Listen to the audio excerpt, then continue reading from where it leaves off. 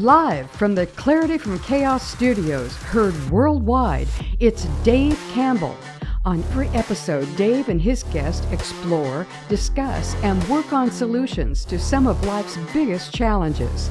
So, if you're ready, be prepared to be enlightened, amused, and even shocked by what you hear.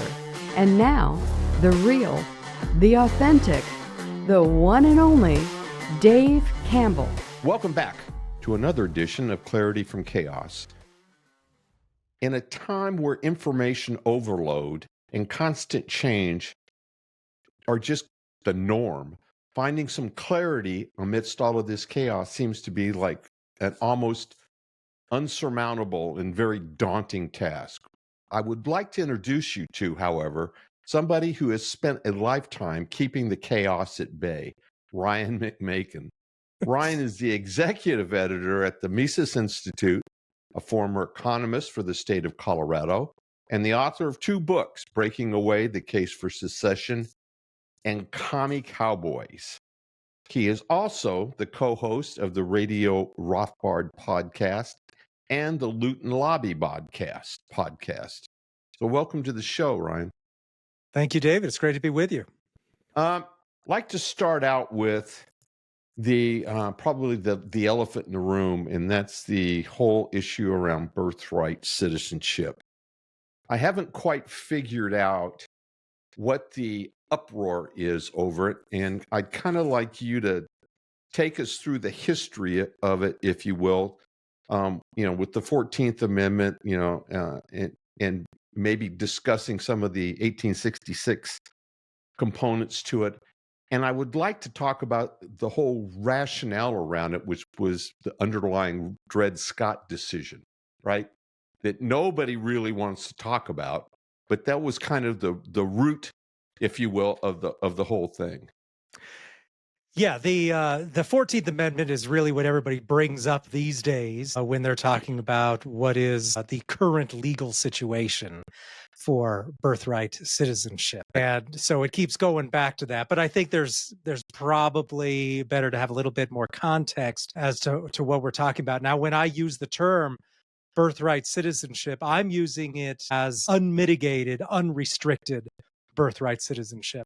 Birthright citizenship exists to a certain extent in many parts of the world. That is, where you are born is a factor in where you gain your citizenship when you're a child or upon birth, that sort of thing. In most of the world, though, if they have birthright citizenship at all, which Asia doesn't, so if you're born in Japan or Korea, your location of birth is not very relevant. What matters is who your parents are and what their citizenship is. But Europe has these elements in many places, especially in Western Europe, where you're born in the United Kingdom, and the fact that you're born physically there is relevant, and that is taken into account. However, you are still going to have to demonstrate that you have a parent who is a British citizen or was born there, has some connection to the country. The United States does not do that, in the sense that the United States is extremely liberal in the non-political sense, and that it's widely applied, right?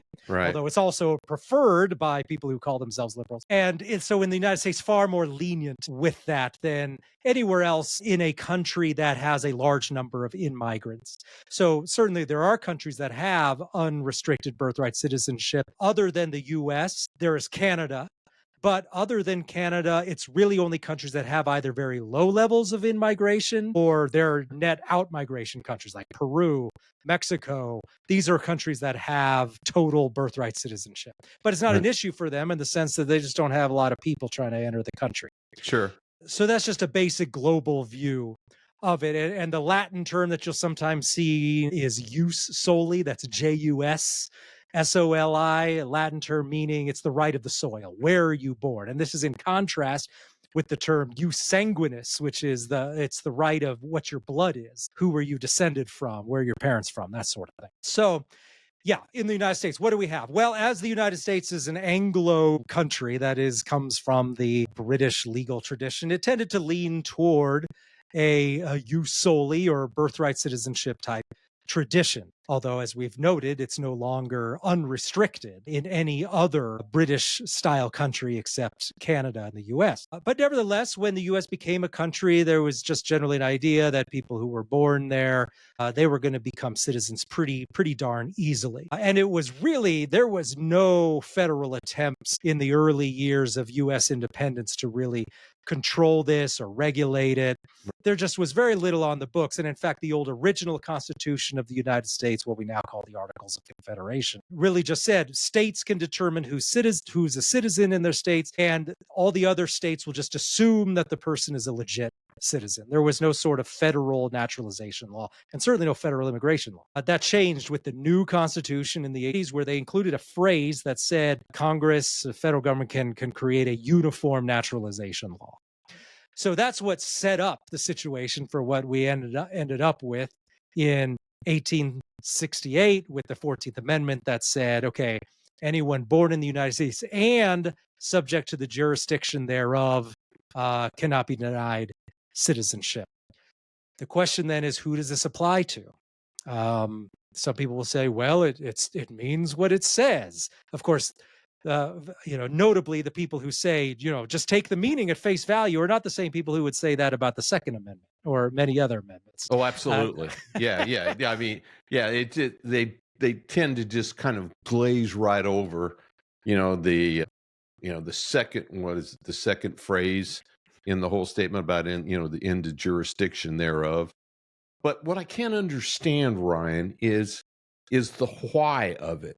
Why the indignation that some mother comes over from Venezuela and illegally immigrates into the United States, gives birth in Alabama, and that child is then a citizen of the United States? I don't think the 14th Amendment ever intended for that kind of consequence, and I don't understand why people are so adamant about it, why they pander to it.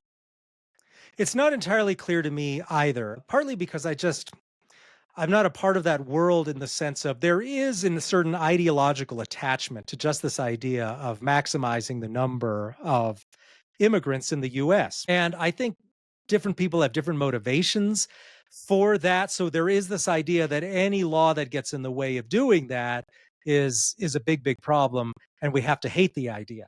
I think in some cases, though, there's a genuine understanding in that a lot of these people think that these children born here will be stateless if not granted U.S. citizenship. And you'll notice that this is often couched in terms of, well, so-and-so has lived here their whole life, and so you can't just send them to some other country. The reality, of course, is that those people are nationals. They're foreign nationals who are citizens of that other country, because pretty much all countries have those jus sanguinis elements where if you're not born on the native soil of your parents, you nevertheless inherit their citizenship. And you can see this for Americans, right? If I was born to my parents while they were on vacation in some other country, I probably would not have been allowed automatic naturalization in that other country. And they would have just assumed, as the U.S. government would have assumed, that since I was born to two U.S. citizens, I was now a U.S. citizen. And that's just assumed. So that is also the case for nearly everyone born to foreign nationals on U.S. soil, is that they become citizens of the country to which their parents are attached. These are not stateless people. Pretty much every country has provisions for stateless people, and that is those people are generally granted citizenship in a very liberal fashion. Of course, the number of stateless people isn't very large. And people recognize that's a certain human rights issue, right? Is that people need to be citizens of somewhere. And so stateless people are often granted an exception. But the people we're talking about are not stateless. In most cases, they're economic migrants, and they have full-blown citizenship somewhere and have full political rights in those places. Right. Yeah, I'm wondering, with the current consciousness of the United States, and based on the last 4 years of just open borders and everything else, if this is actually, the timing of this is actually going to create a conversation where this can actually be settled. Obviously, it's going to go to the Supreme Court. because nobody else is going to touch it. So, we're several years away. And then even if they wanted to go another route and amend the 14th Amendment, change the 14th Amendment, that's going to require a completely different set of rules as well. Well, yes, I don't think I will be surprised if Trump's executive order, for that is what it is, it's not an act of Congress. Yeah, exactly. If that survives legal scrutiny. No, I think it's already bucking severe headwinds as we speak, which is really my question over, these liberals that want to stand on the high ground right now. They're the same ones that are supporting sanctuary cities and everything else. And that was the reason for my question. I can't understand the why of it. Why are they so adamant when the 14th Amendment's been around for quite some time, and it's only been probably in the last 30 years of my life that this whole birthright citizenship has actually bubbled to the top as some kind of, it's like abortion. It's, some kind of moral stance that we have to take. Well, it becomes more and more of an issue as migrant numbers increase. Certainly. Right? Yeah. Because the two issues are connected. Naturalization and immigration are two separate issues, right? They're separate phenomenon. And you can have high immigration, you can have unrestrictive immigration, very open immigration, but very restrictive naturalization. And that is true in some countries like Switzerland, where a very large portion of their population is migrant population, but they have very restrictive naturalization laws. And so, boy, you could talk about non-Western countries like, say, in the Gulf states, the Persian Gulf. Several of those countries have huge migrant labor populations that basically rival the native-born population, but none of those people are being naturalized. But if you have very loose naturalization rules, that really raises the stakes of immigration, because as people come in, they're virtually guaranteed in the not-too-distant future full citizenship, and that means participation in the legal system. It means voting. It means running for city council. It means something very different than just being a worker. Yeah, it absolutely opens up Pandora's box to a very large extent, which kind of brings me to the bit about political allegiance as part of all of this. Perhaps you could take a few moments to explain because I think that's a piece that people just kind of blow right through. They don't even really think about the allegiance component that comes along with this. Yeah, that's the debatable part of the 14th Amendment, right? There's two qualifications. They're born within the United States and also subject to the jurisdiction. Right. So what does that mean? What does that mean to be subject to the jurisdiction, right? That has been debated for a long time, because you can find judicial rulings on it, Supreme Court rulings on it in the 1870s and 1880s, and there's not really agreement everywhere on what that means. Also, there was some debate on the people who voted on it as to what exactly that meant. Now, we can get a hint, though, at what the general feeling was about it in laws that take us up through the 1920s, really. And I think the major issue to point to there is we can see how Native American tribes, which everyone accepted so you were born into a tribe. Everyone except you were born within the United States physically, right? Although there was this idea that the tribes had some sort of sovereignty. Well, they do. You can, coming from Arizona, I could tell you point blank that the Navajo Nation very much views itself as sovereign, right? They view themselves that way, right? Yep. But ultimately, they're subject to the laws of Congress. Yeah, precisely. And not to the laws of states. That's actually been clarified in recent years, is that the Navajo Reservation is probably not subject to the laws of Arizona, but it is clearly subject to Congress. Oh, absolutely. And so you're in the United States, right? However, it was accepted that those people did not receive birthright citizenship and were not automatic citizens of the U.S. Why? Because it was believed that because of their sort of sovereignty situation, that their real allegiance was to the tribal government and not to the United States primarily. So that is why Congress felt it was necessary in 1924 to pass new legislation saying that now Native Americans are also U.S. citizens and now are eligible for birthright citizenship. Had the general consensus been that everyone born within the United States had been eligible for birthright citizenship, then there would have been no need to pass that law. So there was a recognition that there was a large number of Americans who were physically born in the U.S., but not subject to it in the way described in the 14th Amendment. Now, since that occurred, here we are 100 years later, 101 years later. I was just going to say, yeah. There's been the people who are currently now in charge, right? The people who run the media, the people who run the courts, Yeah. they have abandoned that older interpretation among many jurists in the time prior to 1924. However, we cannot say that this is not a debatable issue. You will have people tell you, right?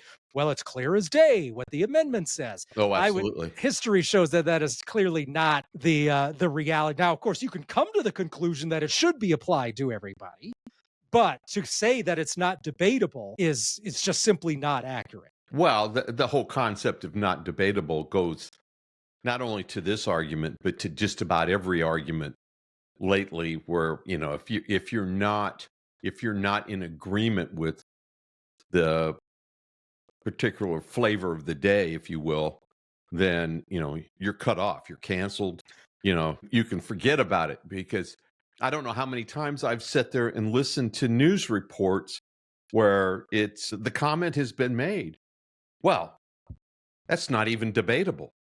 What do you mean it's not debatable? Everything's debatable, But I mean, that's their absolute go-to, right? If you don't agree with me, we're not going to debate it. You're wrong, Well, yes, there's a very little interest in the nuance of the situation. No. And of course, those of us who say, even just for pointing out some of the disagreements historically on the currently popular interpretation, right? You're right. I've received a sort of hate mail that you're like, wow, people are really worked up about this issue. Yeah. But I mean, it's clear. And jurists from the time, from the 1880s, and I believe this is specifically said in what are now called the slaughterhouse cases, which were some Supreme Court cases in the 1870s. They were saying, look, it is obvious that the reason the 14th Amendment was written was to ensure that citizenship was available to the children of slaves, right, and to former slaves in general. Exactly. It was to rectify the Dred Scott decision of 57.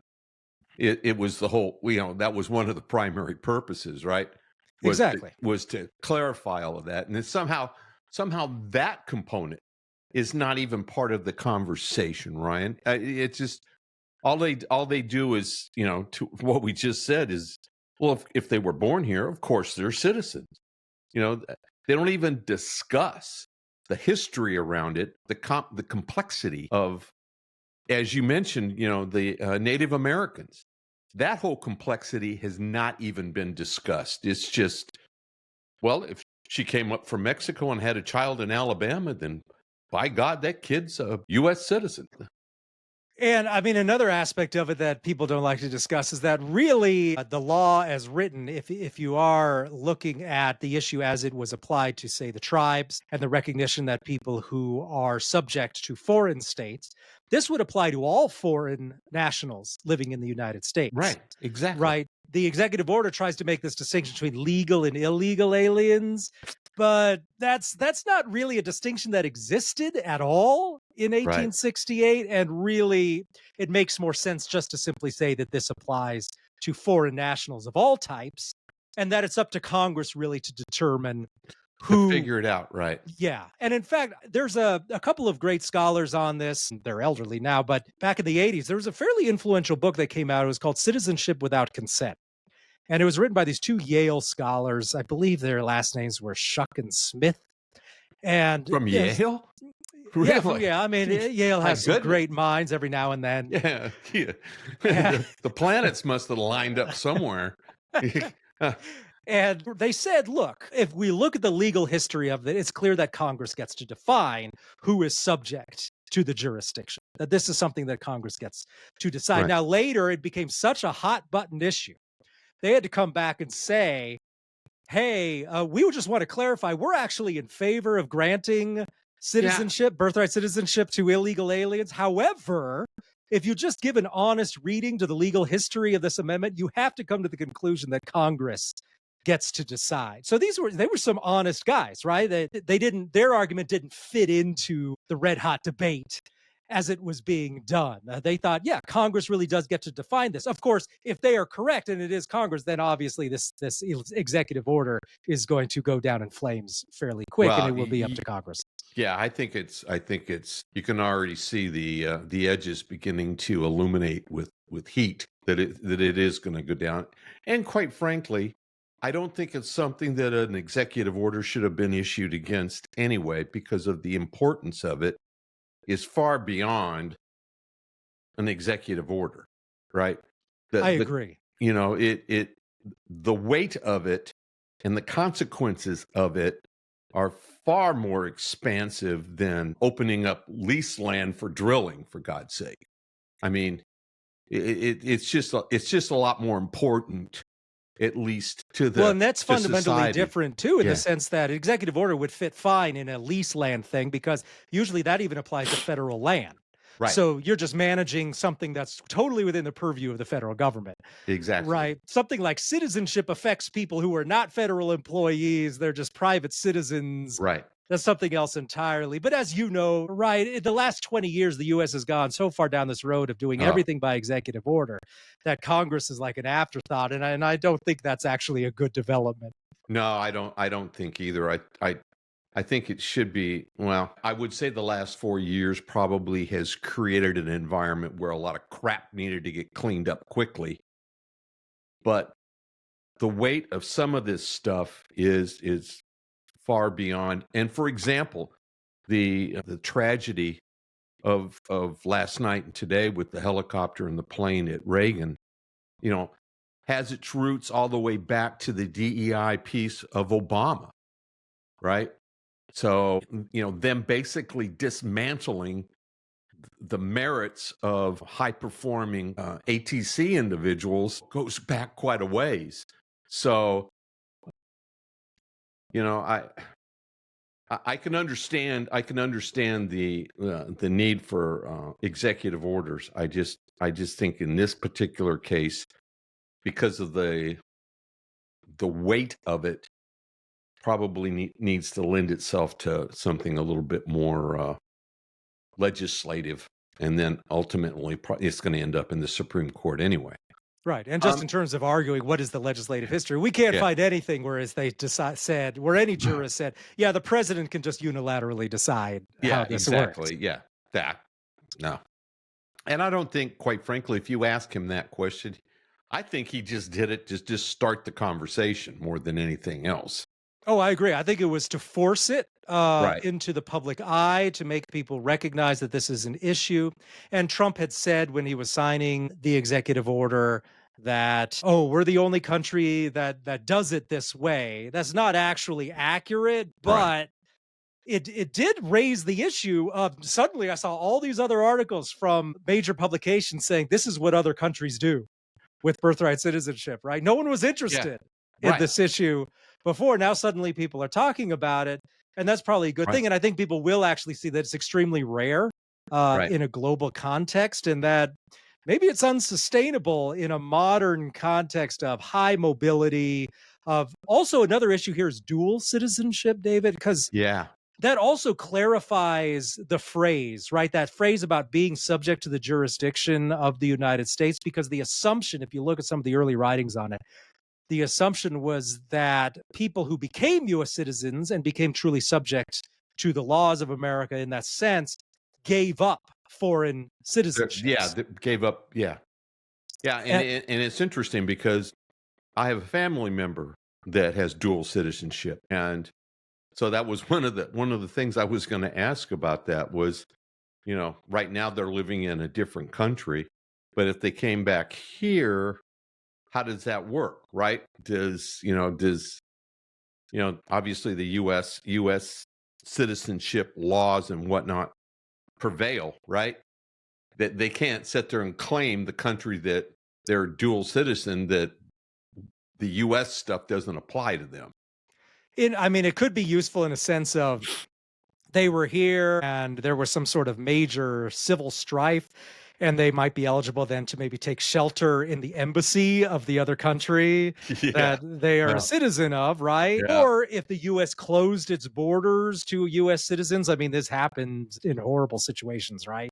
Right. And during COVID, right, as various countries were closing borders to other countries and stuff, having more than one passport suddenly became very, very useful. And so you can see why people want to have more than one passport, that is, have dual citizenship. But that's a modern development. If you look at the scholarship on dual citizenship, it's very much a post 1945 thing where it became far more common. In the late 19th and early 20th century, it was simply most of these countries did not allow dual citizenship. It was assumed that as a part of becoming a citizen, you gave up prior citizenship. And that was the assumption behind the 14th Amendment. And so they looked at that in a very different way, that being subject to a country's law meant being a citizen of that country and only that country. And so the way we treat citizenship today is significantly different from back then. Absolutely. I would be remiss, Ryan, but something's been chewing at me. And one of it, since you were an economist, you're at the Mises, I've got to ask, and this is something I continue to scratch my head about, and that's the national debt relative to the Federal Reserve. I'm trying to understand the national debt that we're so encumbered by seems to be repaying the membership of the Fed. And people don't understand, I don't think, to a large extent, that the Fed's not even part of the US government, that it's a private organization. And I'm trying to understand how that debt is relative to the US, to an organization that's not part of the government.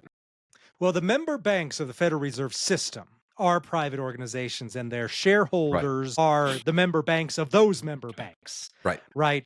The banks, the private banks, the commercial banks that are within that Federal Reserve Bank's district. Now, the Federal Reserve Board of Governors is indeed a government agency with appointees from the government, and it is supposed to oversee and regulate these non-governmental institutions that are the member banks of the Federal Reserve. And so what that means is the Fed's kind of in this in-between thing, right? Where they benefit from all these assets of the member banks of the Fed. But in reality, the Fed de facto is a servant of the US Treasury. If we look at the history of how does the Fed behave when the Treasury asks the Fed to do it a favor, the Fed does what the Treasury says. And we see this over and over again in World War I. Every time the Feds, as in the federal government proper and the Treasury, wants to fund a war, they go to the Fed and they say, hey, help us make massive loans where necessary. So sell those bonds. Exactly. Right? Sell those bonds. Print that money. Right. Make loans to the member banks, to all the banks, so they will buy government bonds. That was the grift that was used in World War I and World War II.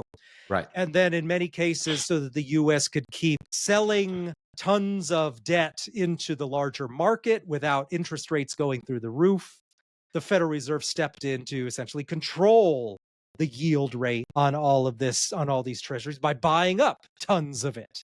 And and they did that with printed money. Right. And so you get inflation then as a result of the federal debt in those cases. So I would say, in my opinion, the Fed is functionally and in a de facto way an extension of the Treasury, in the sense that the Fed will step in to help the Treasury do a couple of different things. It will help, of course, keep the Treasury liquid at all times so that they always have plenty of money to spend.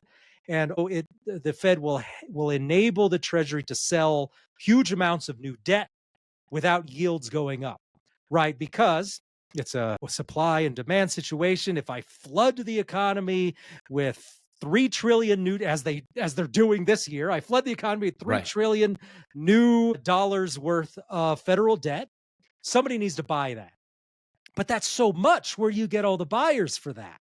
Well, the way you attract buyers is by you increase the interest rate, right? You increase the yield on it. The downside of that, though, is that if the interest rate goes up, well, now the federal government is in a position where they got to pay huge amounts of interest. So just imagine, right, if your home mortgage interest goes way up, suddenly you don't have money left to buy any of that other stuff. So the federal government is always desperate to keep that interest rate low. So they always want the Fed to intervene and keep that interest rate low. So that's something that the Fed always does when it's asked to do, is come in, engage in open market operations, buy up debt as necessary, or do whatever it is you can do to manipulate the financial markets to make sure we have a ready supply of purchasers for government debt so that that interest rate doesn't have to go through the roof. So there's this very close relationship there. Yeah. Where large amounts of federal debt enable the central bank and make the central bank more important to the Treasury to keep it functioning. If you didn't have huge debt, the central bank wouldn't be nearly as important. Well, yeah, and forgive me for my question, but I just finished reading The Monster from Jekyll Island, and I just have to wonder if it's an unnecessary evil, if you will, Ryan. Oh, well, at the Mises Institute, we are longtime sworn enemies of the Federal Reserve. So stop by. Anyone listening, stop by the website. You can read for many years anything you want, trashing the Fed. Yeah, because it just doesn't sit well. Well, where can people find your book? You can buy the book on Amazon. That is, or you can just read it for free at Mises.org, MISES.org. And it's on there in PDF form or HTML form. You just got to read it on the website if you want, or you can buy it. I think it's $12 on Amazon, paperback, pretty easy to get. Right. And again, it's Breaking Away: Case for Secession, a radical decentralization in smaller polities. Correct. Yes. And your website, the Mises website. That's right. MISES.org. And your podcast. Can't forget your podcast, my friend. That's right. Well, it's Radio Rothbard. If you just go to Mises Media channel on YouTube, you can find it. But just click on podcasts when you're on the website, and it'll take you right there. Well, listen, sir, it's been a great privilege. I've loved the conversation, and perhaps we can do it again. Thank you very much. It's been a pleasure. Sure, it'd be my pleasure. Thanks again, Ryan. Thank you. All right. Bye-bye. Thank you for listening. If you would like to listen to more Clarity from Chaos shows on demand, go to clarityfromchaos.buzzsprout.com or send Dave an email at info@clarityfromchaos.com for information on previous shows. You can also listen to the show on Apple Podcast, Spotify, Twitter, or Google Podcast. Until next time, please remember, it's not about waiting for the storm to pass. It's about learning to dance in the rain. Be well, everyone.